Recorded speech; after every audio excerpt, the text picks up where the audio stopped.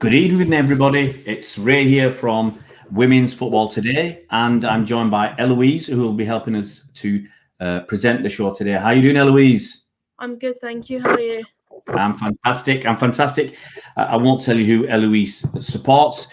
I'll just say that after 87 minutes of the game yesterday, she, like lots of us in Manchester or around the country, were jumping up and down because Eloise, like myself, we're both Manchester City fans.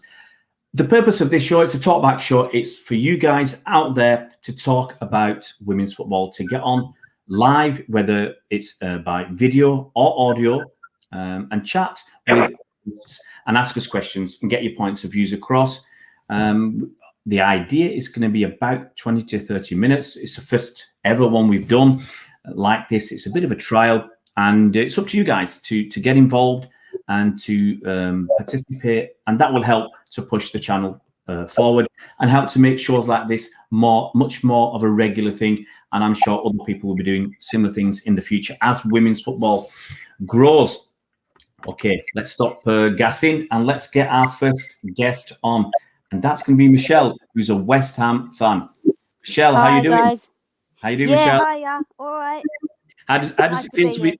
Oh, nice to have you. Nice to have you. You'll hate me for this. How does it feel being bottom of the table? Oh, it hurts. It hurts, to be honest. It's not something that I predicted in the summer. I thought we were going to do really well, and now, 6 months later, bottom of the league, it hurts like hell. Not over yet. We'll go fire away, Michelle. Give us a question, please. Just what sort of do you see yourself doing in the future? I mean, do you see doing player interviews and things like that? What sort of content do you aim to do? Okay, we will do as much as we can, and that's the truth. Right now, we are doing the post-match reviews. That's what because we've got a lot of people who want to contribute, and that's, as I said, it's across all leagues, anywhere in the world. I've got some people in America who want to talk about American football. No problem. People in Africa, I've got someone in Ghana who wants to talk about women's football in Ghana. No problem. Anybody who wants to create content is welcome on our channel. We'll try and help people create better content as well. You don't need to be experienced. A lot of people who are taking their first steps in creating content, whether it's in writing, podcasts, or videos. We're going to expand it. I'm reaching out to players and families of players as well.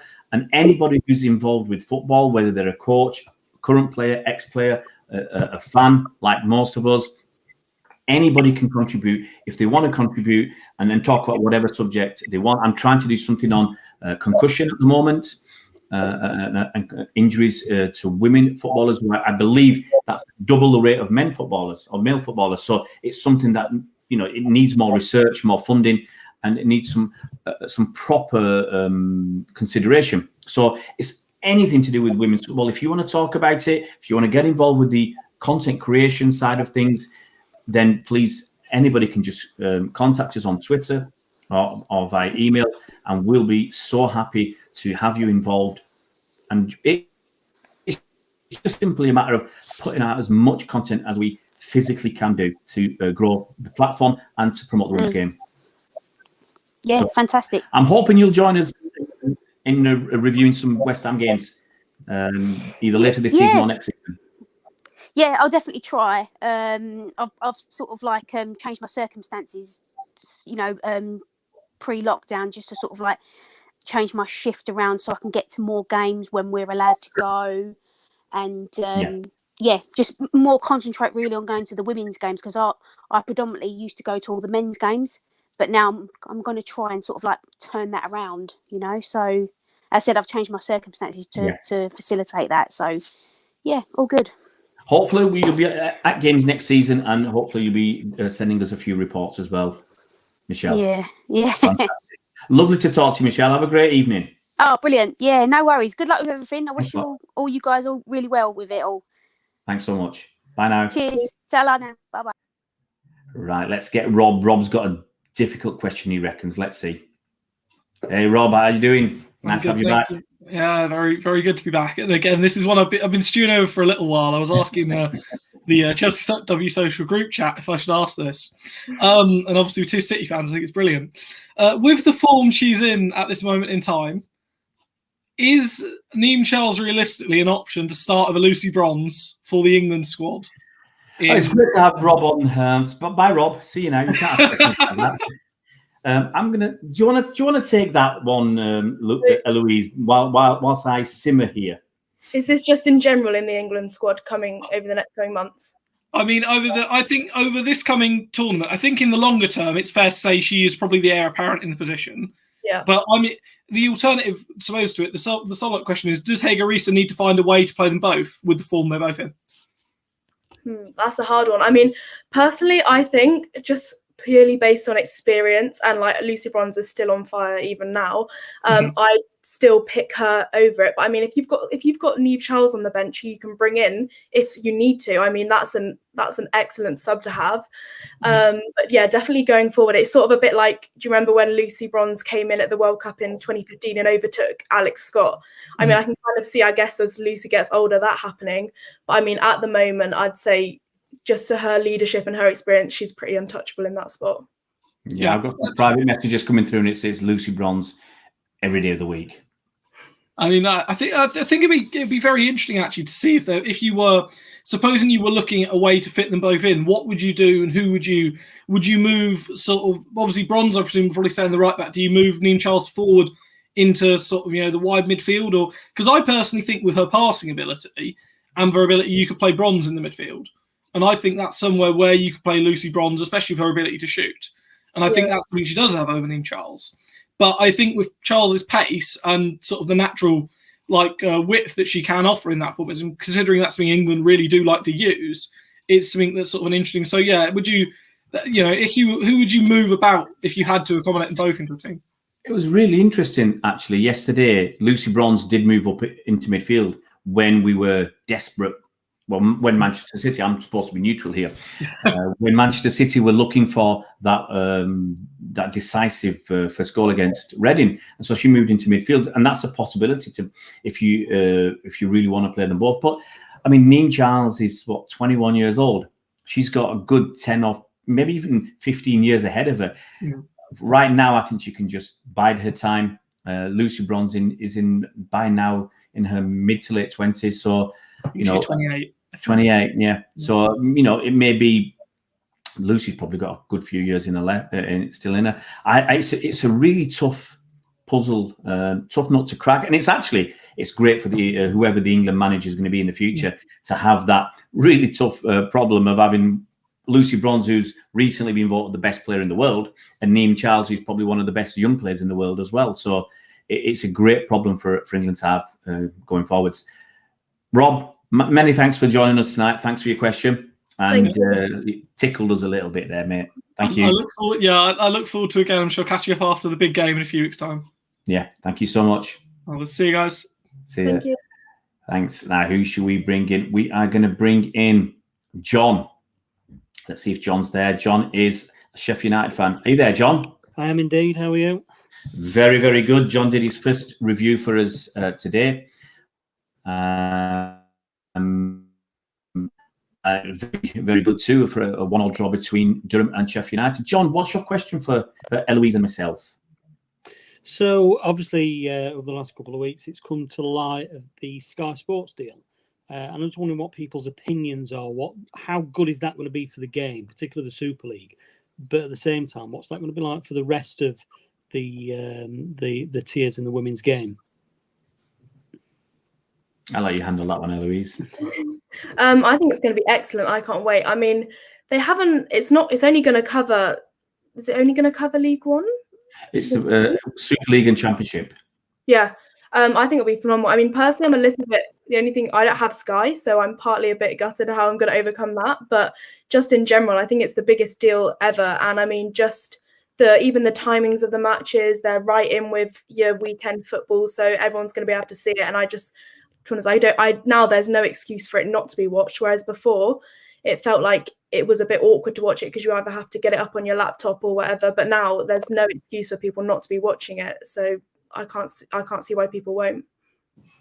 Fantastic. And what's your opinion on the effect that would have say, for instance, in the National League, the third and fourth tier, do you see kind of the impact moving down the leagues, or do you think it'll create a bigger divide between the two? I mean, I hope it will help to bring the other leagues up. But I guess I can see what you're saying by if there's only the top two leagues being televised, then it kind of leaves the others in the dark. I mean, maybe they could work on putting the other leagues onto the FA Player or something so that people can watch them. But yeah, it's a tricky one, that. Yeah, I think one of the worries is obviously that it could end up going the way men's football has gone, and the leagues 1 and 2 or the national leagues who are not going to get this extra funding. It's going to make it much tougher for them. You'll have, I suspect, I mean, the championship clubs get £150,000 a year each. Now, might not sound like a lot, but if the average women's Super League player is on about £20,000 or £22,000 a year, something like that, it'll make a huge difference in the championship, that sort of money. And if the National League clubs aren't getting it, the worry is, obviously, if they move it, whoever gets promoted will struggle financially in the championship, maybe in the first season. But you'd like to feel that it will trickle down with the players being purchased from National League clubs, and hopefully in the future not for peanuts. Hopefully a proper price will be paid for players, so that will allow the National League clubs and teams to develop for themselves, and not just be left languishing. But you'd like to think that overall, with the amount of money Sky and BBC are putting into this deal, that the exposure will be massive. It will. It's a game changer. It's the biggest in the world, this deal.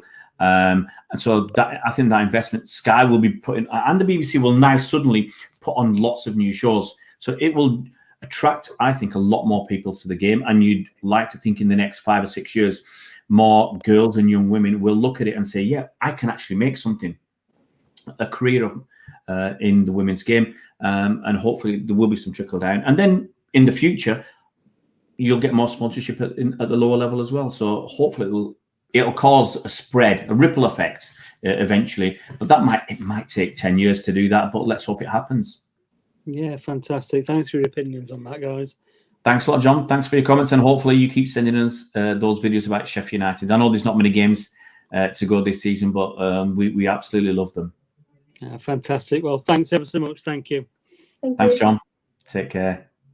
And let's see. Let's get. We've got Anirban, who's a Chelsea fan. Let's get Anirban in. Anirban, how you doing? Hey, I'm a Barca fan. I'm good. Doing good. Thank you so much. How are you? Yeah, I'm very, very good. Is that what shirt are you wearing there? I've got to ask you. If it's a Barcelona one, you'll be banned. It's a Barcelona. Yeah. I knew it. I mean, we're getting Chelsea and the Barcelona fans ribbing us tonight, so we'll take that on. You are a Chelsea fan, aren't you? If I'm right. I'm a Barca fan. Sorry, you're a Barca fan. Oh well, I don't know if that's good or bad, but you will get very few of them. Yeah. What's your question for the panel then? So what do right now? I think the question was about the telecast of the WSL. What do you think will be the impact of if there's a similar kind of deal in different leagues, for that matter? If you see the La Liga there's hardly any telecast. So how will that affect the women's football across Europe and across the world, for that? Do you want to take that one? I'll take it. I mean, it'll make the English league stronger as compared to the other leagues. It'll help them catch up, I think, because if we're honest right now, I would suggest you've got teams like Lyon, you've got teams like Wolfsburg and Bayern Munich and Barcelona, who are probably a little bit ahead of teams in the Women's Super League. So I think it'll help the Women's Super League teams to catch up. If we're challenging more, we're more competitive, then we won't lose some of our better players. Like Lucy Bronze left 3 years ago, she left Man City. Other players have left the English game to go abroad, either for financial reasons, because the women's game in England wasn't paying so much, and you couldn't really have sustainable. Some people felt a sustainable career. If the average last time I looked was about £22,000 for a player. It might be up a bit higher now. That's difficult when you talk about living wages and things like that, especially if you're in London playing for a London team. So I just think it'll close that gap, and it'll also we've started to see the English game has been attracting top talent from around the world. Man City, for example, just one example, have got 3 World Cup winners from the States in their team right now, in their squad. And it's the same with Chelsea bringing in Pernilla Harder. Some people are arguing she's the difference. She was at Wolfsburg, now she's at Chelsea, and Chelsea are a much better side. So it's the firepower, the financial firepower has changed, and I think that's good for the English game going forward. It's maybe some of the leagues across Europe are not so happy. I don't think they're happy at all, because it just means it's going to be more competitive, and maybe in 2 or 3 years' time, the English league will surpass the others if they don't get a similar level of investment. How can teams like Lewis FC, who play down, I think, in the 4th tier, but they pay equally, just like men, they pay equal to the women? How can also those money which are getting into WSL and the League 2, how can that go down to those tier levels so that they can also help in the grassroots? You mean the money going down to grassroots? Yeah. I think the funding will be different, because this funding is simply from Sky and BBC for the top level of English football. It's for the FA Women's Championship and the Super League, and they're getting, I think, a new sponsor in as well, which will be paying more than Barclays. So there's no direct link between the top clubs and the clubs in the lower leagues, the national leagues. But you'd like to think some money will eventually trickle down. But also the expansion of the game, as it becomes more of a a household product. As people see it more on the TV screens in their living rooms, more companies will want to get involved with women's football. If you can't afford to sponsor one of the big clubs, maybe you'll go into the National League and have that as your first involvement. So I'd like to think the trickle-down effect will eventually be successful. And it might not be trickle down, it just might be more people coming in, more investment in the game, more knowledge, more players. I think that's going to be one of the big things. You'll get more professional players, especially in the Championship. I think the 150,000 they'll get every season will help them to pay their players a proper wage. Thanks so much. That's a massive thanks for coming on tonight, Anirban, and hopefully we'll see you again soon. Thank you. Bye. Thank you. Let's get Jenny on. Jenny's waiting patiently in the room. So, Jenny, how are you doing? I'm very well, thank you. Have you got a question for us, please? Well, you've just answered it really on the last one. This signing, the BBC and Sky signing for the rights, is it a good thing? That was... Well, I mean, it's still a slightly different question, because we've just been talking about the financials and what difference it makes. So I'll let Eloise answer whether it's a good thing for the women's game or not. I mean, definitely, without doubt, I think it's an amazing opportunity. I think it's a long time coming. If we can first and foremost get the top flight up there, then, like I say, that will help the other clubs, like the exposure. I just think, in general, I think the big thing about the women's game, I've noticed that its social media presence and stuff like that is really important. So now with it being, it's the visibility that makes the difference really in women's football. So with that, and, I think, with it being much more visible, I think it can only, and especially ahead of all the tournaments we've got coming up, we've got the Olympics, we've got the Euros, the World Cup. If we can get that visibility before those events, it won't just be like a massive, before it was always like a peak at those events and then it would sort of die out again. Whereas this time it will peak and then people can think, oh no, and then they can watch it. Whereas before people would be like, oh, well, where can I actually watch this football? But now it's going to be there for them. So there's no excuse for people to not carry on. Eloise, can I ask you, do you think it will change ticket prices? Do you think ticket prices will stay static? Or, we've seen some lower league clubs in the men's game have cut their season ticket prices for next season. Do you think it will have any effect? Or will this extra money coming in encourage teams to put their ticket prices up as well as more people come into the game?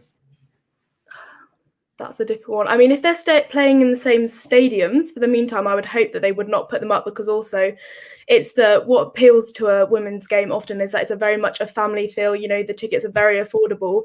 You can go without, whereas with a men's game, you've got to commit a lot of money. Whereas to not even, your team might not win or whatever, but with this, I would hope that they'd keep them low, because if they keep them low, then they can carry on increasing. You know, I think that is important, that it doesn't get too ahead of itself. You know, it stays grounded, because that is also key. Like, yes, we've got this TV deal, but that doesn't solve all the problems, and there's still a long way to go. Yeah, I agree. I mean, right now, if you wanted to go to a one-off men's game in someone like Man City, you might have to pay somewhere in the region of 60 or even 85 pounds for the really category A games. Whereas for the women's, I think the last season card I bought was about 85 pounds. How much did you pay for your last season card? Do you remember, Jenny? Is that number right? I renewed early, so I got a deal. I paid 65 for mine. Oh. I didn't see that email coming through, but it just shows you that the affordability, like Eloise said, the affordability of women's football right now is there. It hasn't got the exposure, and as I said, you'd like to think once there's an influx of new fans, they keep the prices steady, and so that the old, the fans who've been there for many years aren't discouraged by the financial increase in prices. Cool. Thanks, Jenny. Thanks for coming on. Okay. Thank you. Hopefully, we'll have you reporting at the ground next season. I hope so. Yeah. Fantastic. Have a good evening. Bye. Thank you. Now we've got two people waiting. I'll bring Reese on, because Reese wanted to contribute yesterday, but he was unable to. Hopefully he's calmed down a little bit now. He's a West Ham fan who wasn't happy with what went on yesterday. Reese, have you calmed down? Have England won? I saw you happy now. Yeah, England have won, but I've not calmed down yet, Ray, to be honest, after yesterday. Hit us up with your question, Reese. So after yesterday, as you know, Ray, when I done the review, I was quite angry about the level of officiating West Ham got. I thought it was so one-sided and so biased, and it sort of levelled up with Casey complaining about referees. I thought they were far too generous to Man United, and we didn't get anything. So do you guys think the level of refereeing needs to improve in the WSL? There's been quite a lot of issues with this season. It's a difficult one, because I think when you compare it to the men's game, I think there's a lot more that goes into the people behind the referee to help them make the right decisions that I don't think is there in the men's game. So I don't necessarily think it's the quality of the referees. I think it's the sort of structure as a whole, as in, like, I think there's a lack of support in helping them make the right decisions, and it's hard to expect the referee without the backup, if that makes sense. Yeah, it does. Have you got another question, Reese? Any other questions? Yeah. So I've watched the show tonight, guys. Really good. But one thing is about the WSL deal being fantastic for the game, and I sort of don't, with the kickoff times, I don't really see that, because I feel like Sky and BBC are making the WSL going against the grain they've already got with the supporters that are at the ground. And instead of getting bums on seats, they now want to get remotes on TV. I think that we're actually going against what we've got as a product. And I think the kickoff times could detriment the game in terms of fans going. Because 6:30 on a Friday for some fans are ridiculous for me. What do you think, Eloise? Yeah, I can see where you're coming from then. I think it's more a case of if people can watch it on the telly, then they might, get a feel for the atmosphere and think, oh, I'd actually rather go along in person. Because I know certainly when I watch the games, I mean, I'm not lucky enough to live particularly close to any of the WSL teams, but it definitely, before COVID, the atmosphere definitely was what appealed to me. And I don't think people will get a sense of that until they watch it on the telly. So I don't know. I can see where you're coming from, but I think on a Saturday they've got a lot of games on, like, sort of Saturday, Sunday lunchtimes. Obviously, that's perfect time, because it used to be like midweek, and that's just awkward going on like the middle of a week. But I mean, on a Friday, if you've not got if you're sort of a young family or whatever, you don't have anything necessarily on, that time might appeal to you. Yeah, I agree. I agree that, I mean, it's slight concern that Friday night at 6:30, if there's 10 or 11 games, if Sky have got, I think, up to 44 games, that's a minimum of 35. If they put a quarter of them on Friday night and a quarter on Sunday night, you know, at 6:30, you might lose that family effect, because it is a family. You know, people go with their kids, and that's, as Eloise said, it's a big thing about the women's game. I take my two lads whenever I can, and you know, they're not young anymore, and one's 12, one's 13, but they still like to go to women's games and academy games, simply because the atmosphere is totally different. And before COVID, it was much more welcoming as well. You know, they go to men's games, they never get a chance to meet the players.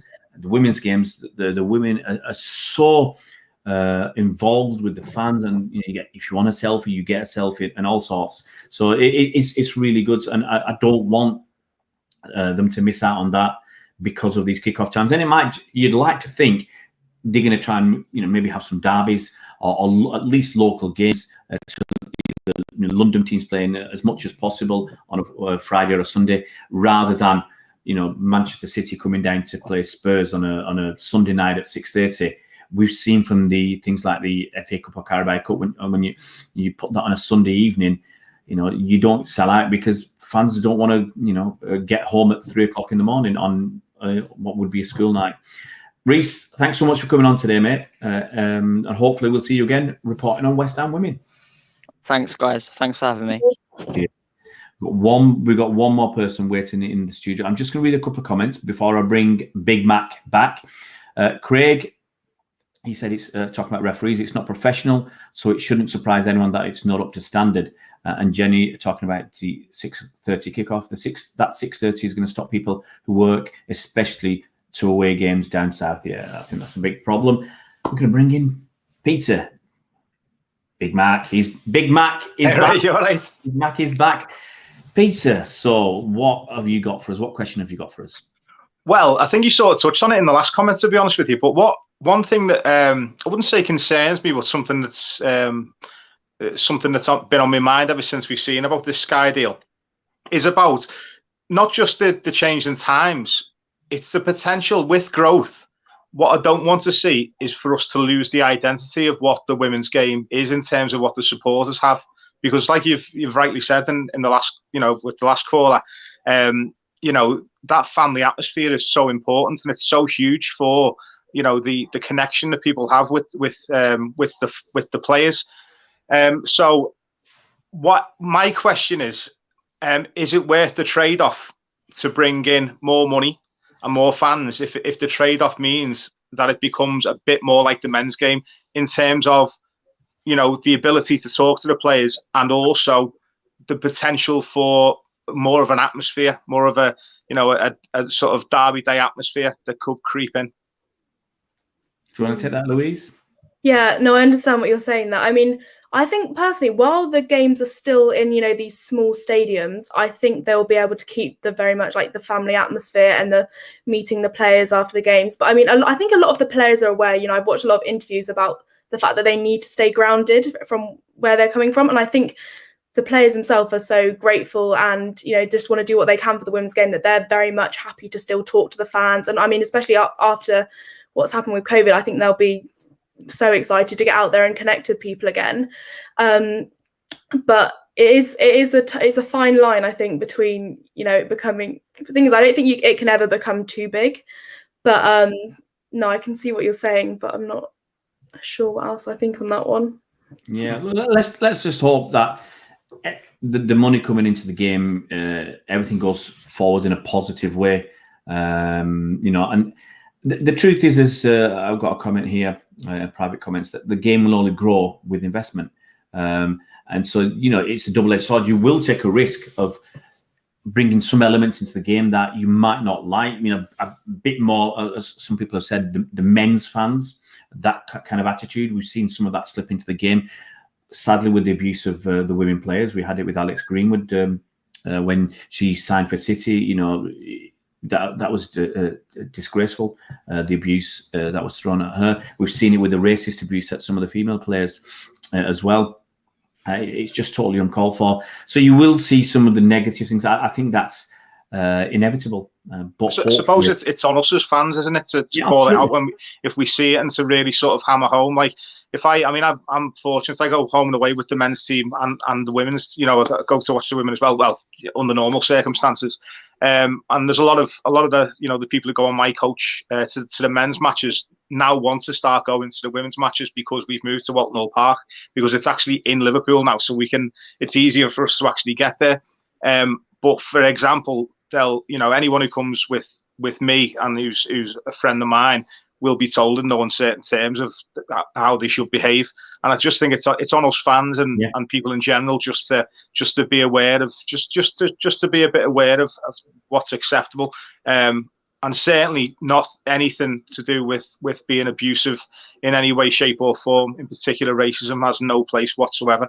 And I think it's up to us fans to call that out. Yeah, absolutely right, Pete. I totally agree. Whether it's racism, homophobia, misogyny, sexism, whatever it is, there's no place for it in football. And you're right, as fans, we should be sort of policing it ourselves as best we can, to stop it coming in the game. And then hopefully most of the good things that will come from this investment will overshadow some of the bad things, and hopefully we can, as you say, as fans, push that to one side. I'm going to call this show to a head. Thanks so much for coming on, Pete. Thanks very much. Having you again. And I've seen Pete so many times this season. I've got to throw this in. Every time I've spoken to Pete this season, it's been before Everton have played Man City. And he's a good luck charm. He's a good luck charm because we've always won. Well, I predicted it right last time, didn't I? I said 2-0. Well, was it last time you said you're not going to come on because City keep winning, and so you didn't come on, and City still won. So,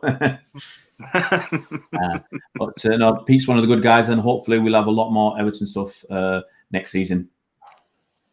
Cheers, mate. Thanks. Cheers, Ray. Thanks for coming on. And I'm just going to say finally, Craig's, if he's still here, I'm just say there's a new phone-in show tomorrow called, I think it's Hold the Line. And that's a collaboration between lots of different supporters groups. I think I think someone from Vixen Cast from Bristol City. We've got our very own Emma from the MCWFC, if I can get it right, Fancast. And I think Craig's involved as well in a couple of others. So I think that starts tomorrow. So go and check that out. You can find them on Twitter, Hold the Line. On Twitter, and I think if I'm correct, that's 7 till 8:30. So that's a long show tomorrow. You can call in and get involved with that. I think you have to call in advance, obviously book your slots. But I think that's a great innovation, and hopefully it's going to be a big success as the women's game goes forward. I've got to say massive thanks to Eloise for coming on. Thank you very much for having me. Supporting me, and it's been a good, exciting weekend of women's football as we in the Super League, and we have the Championship games as well. And coming up, we'll have some FA Cup games as well. We'll be back next Sunday. I do believe there are 4 or 5 Super League games. Let's just quickly check. You got Everton, Villa, Chelsea, Birmingham, Spurs, Man City, Bristol City, Arsenal, and Brighton versus Man United. So we'll be on next Sunday. Follow us on Twitter, please. Check us out, and we'll let you know when we're going to be on for the Women's Super League review show, as well as this talkback show. So I'm going to say massive thanks to everybody for coming on. Craig, no worries, mate. Hope you do well tomorrow night. Eloise, thank you so much for coming on tonight. Thank you. It's been great. Thank you, everyone. Fantastic. Everybody, we'll see you next week. Cheers.